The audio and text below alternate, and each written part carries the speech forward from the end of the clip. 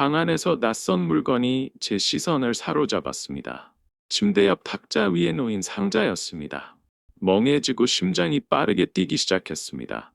이게 왜 여기 있지? 라는 생각이 머릿속을 맴돌았고 온몸이 굳어 움직일 수가 없었습니다. 아내와의 관계를 한 번도 의심해 본 적이 없었기에 그 광경은 너무나 충격적이었습니다. 제 머릿속은 혼란스러웠고 그 작은 상자는 우리의 지난 세월을 통째로 뒤흔들어 놓았습니다. 몇 년 전 수술을 받았기에 우리 집에 있을 리가 없었기 때문입니다. 손끝이 차갑고 온몸에 식은 땀이 흘렀습니다. 심장이 쿵쾅거리며 귀가 먹먹해지고 머릿속이 하얘졌습니다. 하지만 그럴수록 진실을 확인해야 한다는 생각이 들었습니다. 떨리는 목소리로 간신히 말을 꺼냈습니다. 여보, 이게 뭐야? 제가 들고 있던 상자를 들어보이며 물었습니다. 거실로 나와 아내와 마주했을 때 그녀의 표정에서 이미 모든 것을 알 수 있었습니다. 아내는 제 손에 들린 상자를 보자마자 얼굴이 창백해졌고 그대로 주저앉으며 울음을 터뜨렸습니다. 미안해요. 정말 미안해요. 그녀는 울먹이며 모든 것을 털어놓았습니다. 같은 아파트 단지에 사는 전 직장 동료와 관계를 맺었다는 것이었습니다. 제가 현장에서 늦게까지 일하는 동안 그들은 우리 집에서 그리고 우리의 침대에서 그 말을 듣는 순간 가슴 한구석이 와르르 무너져 내리는 것만 같았습니다. 19년 동안 함께 살아온 사람, 내 인생의 가장 소중한 존재라고 생각했던 사람이 나를 배신했다는 사실을 받아들일 수 없었습니다. 어떻게 그녀가 그럴 수 있었을까? 이 모든 것이 꿈이길 바랐지만 그녀의 흐느낌과 제 손에 들인 상자가 모든 것을 말해주고 있었습니다. 왜? 힘겹게 한마디를 내뱉었을 때 아내는 눈물 속에서 계속해서 이야기를 이어갔습니다. 저에게 더 이상 매력을 느끼지 못했어요. 매일 혼자 있는 시간이 너무 외로웠고 우리의 관계가 저를 만족시켜주지 못했어요. 그녀의 말 하나하나가 칼처럼 가슴을 후벼 파고 들어왔습니다. 그녀는 TV를 보며 혼자 보냈던 시간들이 너무 괴로웠고 그 틈에 찾아온 다른 사람과의 관계가 위안이 되었다고 말했습니다. 하지만 그 고백은 저를 이해시키기커녕 남편으로서의 책임감과 남자로서의 자존심을 산산조각 내버렸습니다. 저도 모르게 눈물이 흘렀습니다. 처음엔 울고 있다는 사실조차 몰랐습니다. 부끄러웠지만 그 순간에는 제 감정을 숨길 수도 통제할 수도 없었습니다. 그날 밤 저는 아무 말도 하지 못한 채 집을 나섰습니다. 그곳에서 저는 견딜 수 없으니까요. 어떤 옷도 지갑도 챙기지 않고 그저 무작정 걸었습니다. 서울의 밤거리를 몇 시간이나 헤맸는지 모릅니다. 발길이 닿는 대로 걷다 보니 머릿속에서 지난 19년 동안의 기억들이 마구 엉키고 저마다 다른 목소리로 제게 속삭이는 듯 했습니다. 결국 회사 사택으로 향하게 되었고 그곳에서 며칠을 묵으며 이혼 서류를 준비했습니다. 아내는 자신의 잘못을 인정했고 재산 분할은 달달한 충돌 없이 진행되었습니다. 그러나 법원에서 이혼 신고를 마치던 순간까지도 저는 이 모든 것이 악몽이길 바랐습니다. 이혼 도장이 찍히는 순간에도 마음속에서는 돌아갈 수 있지 않을까 하는 미련이 어렴풋이 남아 있었습니다. 그렇게 19년의 결혼 생활은 허무하게 끝이 났습니다. 법적으로는 깔끔히 정리되었지만 제 마음속에는 해결되지 않은 상처가 깊게 남아 있었습니다. 사람들의 위로도 시간이 흘러가는 것도 그 상처를 쉽게 아물게 하지는 못했습니다. 저는 회사 댁에서 지내며 일상으로 돌아가기 위해 노력했지만 하루가 다르게 쌓여가는 분노와 배신감이 저를 갉아먹었습니다. 그녀는 나에게 고개를 숙였지만 그녀의 울음과 사과가 내가 느꼈던 고통의 무게를 대신할 수는 없었습니다. 며칠 후 현장에서 동료와 커피를 마시던 중 뜻밖의 이야기를 듣게 되었습니다. 요즘에 같은 단지에 사는 그 남자랑 전 사모님이 자주 보인다던데 둘 다 이제 자유로워진 거잖아요. 근데 참 뻔뻔하다 싶더라고요. 그 말이 제게 꽂히는 순간 심장이 철렁 내려앉는 기분이 들었습니다. 그들은 여전히 아파트 단지 내에서 관계를 이어가고 있었습니다. 그곳은 제 피와 땀으로 마련한 집이었고 우리의 추억이 쌓여 있는 공간이었습니다. 그런데 그곳에서 그들이 태연히 함께 있다니 분노가 치밀어 올랐습니다. 아내가 내게 준 상처가 아직도 선명한데 그녀는 벌써 새로운 관계에 안주하며 살아가고 있다는 사실이 견딜 수 없었습니다. 그날 밤, 전 아내와 불륜 상대가 함께 웃고 있을 광경이 머릿속을 떠나지 않았습니다. 계속해서 떠오르는 생각은 하나였습니다. 그들이 아무런 대가 없이 이렇게 살아가서는 안 돼. 몇 날 며칠을 고민했습니다. 당장 그들에게 직접 찾아가 싸울 수도 있었지만 그건 단순한 풀이일 뿐이라는 생각이 들었습니다. 내가 원하는 건 그들의 인생이 산산조각 나고 자신들이 내게 준 고통을 똑같이 느끼는 것이었습니다. 며칠 뒤 저는 아내의 불륜 상대의 회사에 전화를 걸어 그에 관한 익명의 제보를 남겼습니다. 기사 직원 아무개 씨가 업무 시간에 외부에서 불미스러운 만남을 지속하고 있다는 내용입니다. 제보를 남기면서도 떨리는 손을 억누르느라 애를 먹었지만 한편으로는 이 일이 가져올 결과에 대한 기대감이 저를 부추겼습니다.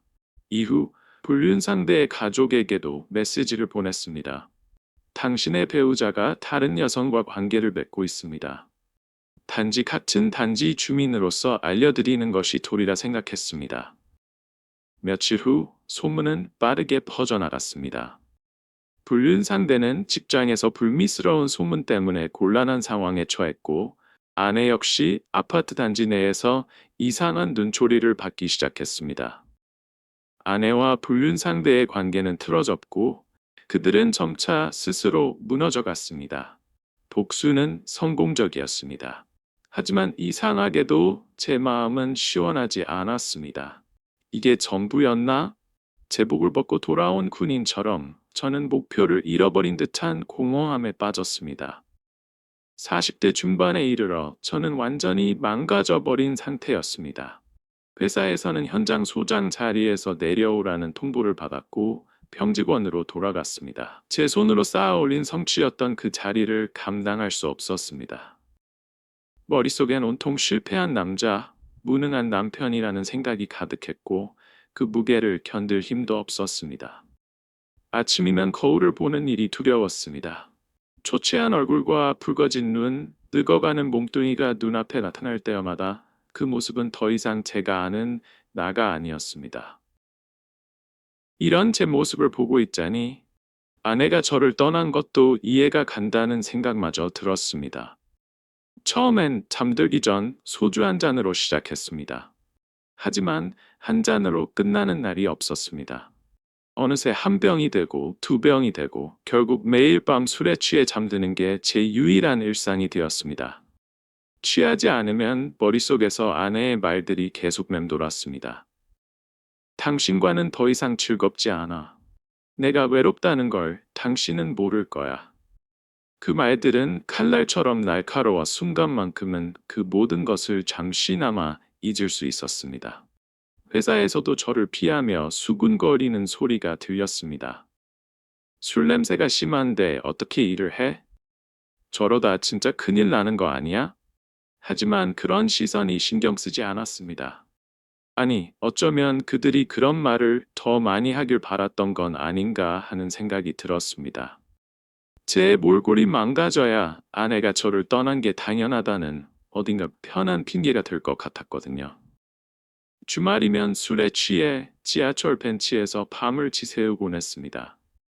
그때마다 지나가는 행복해 보이는 부부들을 보며 저는 초라함과 비참함에 결국 고개를 떨굴 수밖에 없었습니다. 동료들은 저를 걱정하며 새로운 사람을 추선하려 했습니다. 하지만 번번이 거절했습니다. 다른 여자를 만날 자신이 없었거든요. 실패에 대한 두려움 때문이었죠.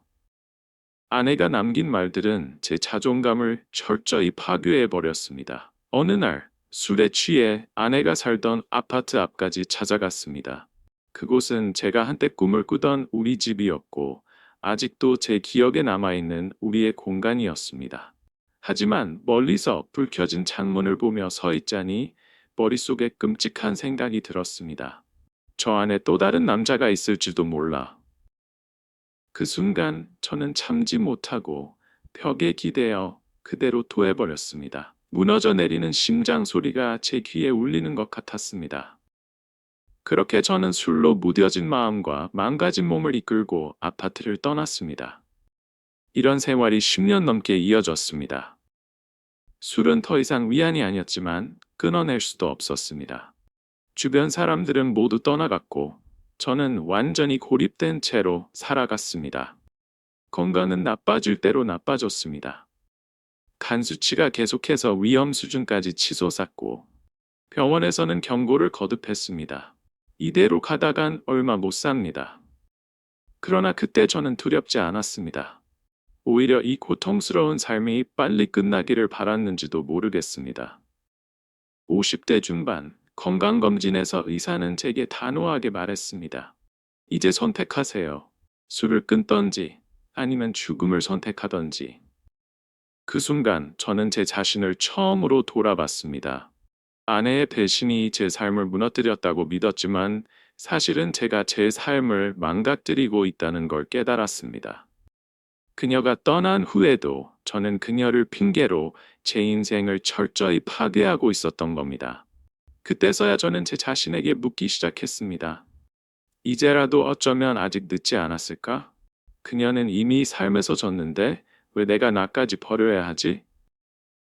저는 그날 처음으로 술을 내려놓았습니다. 그 결심이 늦었을지도 모릅니다. 하지만 그때는 제게 선택의 여지가 없었습니다. 기다리며 무너질 것인가? 아니면 삶의 마지막 조각이라도 잡아볼 것인가? 그 선택은 저를 다시 써내려가게 하는 시작이 되었습니다. 술을 끊고 저는 조금씩 삶을 다시 살아보려 했습니다. 처음엔 다른 사람을 만나는 게 두려웠습니다. 나이도 있고 과거의 상처도 너무 깊었으니까요. 하지만 그녀를 만났을 때 저는 처음으로 다시 사랑이 가능할지도 모른다는 희망을 품게 되었습니다. 그녀는 제가 걸어온 힘든 길을 이해해 주었고 과거의 아픔을 비난하기는커녕 오히려 따뜻하게 감싸 주었습니다. 걔가 활발하진 않아도 그런 건 중요하지 않아요. 서로를 아끼고 이해하는 마음이 더 소중하죠. 그 말은 저에게 큰 위로가 되었고 저는 그녀와 재혼을 결심했습니다. 작년 우리는 결혼식을 올렸고 그때만 해도 저는 이 결혼이 새로운 시작이 될 것이라고 믿었습니다. 하지만 인생은 예상치 못한 방향으로 흘러가곤 하죠. 재혼을 하고 몇 달 지나지 않아 저는 암 진단을 받았습니다. 의사는 시간이 얼마 남지 않았다고 했고 저는 항암 치료로 몸이 빠르게 쇠약해져 갔습니다. 그녀는 제 곁에서 헌신적으로 보살펴 주었습니다. 제가 그녀를 만난 건 정말 행운이라고 생각했죠. 하지만 그 믿음도 오래가지 못했습니다. 한밤중에 그녀의 휴대전화가 울렸습니다. 깊은 잠에서 깨어난 저는 그녀가 전화를 받고 이상하게 서두르며 밖으로 나가는 걸 목격했습니다. 그 후로도 몇 번이고 같은 일이 반복되었고 제가 물어볼 때마다 그녀는 친구가 힘든 일이 있어서라며 얼버무렸습니다. 점점 의심은 커져갔습니다. 결국 어느 날 저는 그녀를 몰래 따라갔습니다. 그리고 그녀가 다른 남자와 함께 있는 모습을 보게 되었습니다. 호텔로 들어서는 두 사람의 웃음소리를 들으며 저는 얼어붙었습니다. 왜? 또 다시? 믿고 싶지 않았지만 제 눈앞에 펼쳐진 장면은 부정할 수 없는 현실이었습니다. 집으로 돌아오는 길, 제 머릿속은 온갖 혼란스러운 생각으로 가득 찼습니다. 설마 또다시 이런 일을 겪게 될 줄이야. 그녀가 제게 준 따뜻한 말들과 헌신적인 행동들이 모두 거짓은 아닐 거라고 스스로를 설득하려 했습니다. 하지만 호텔 앞에서 들었던 두 사람의 웃음소리, 그리고 그녀가 다정하게 그의 팔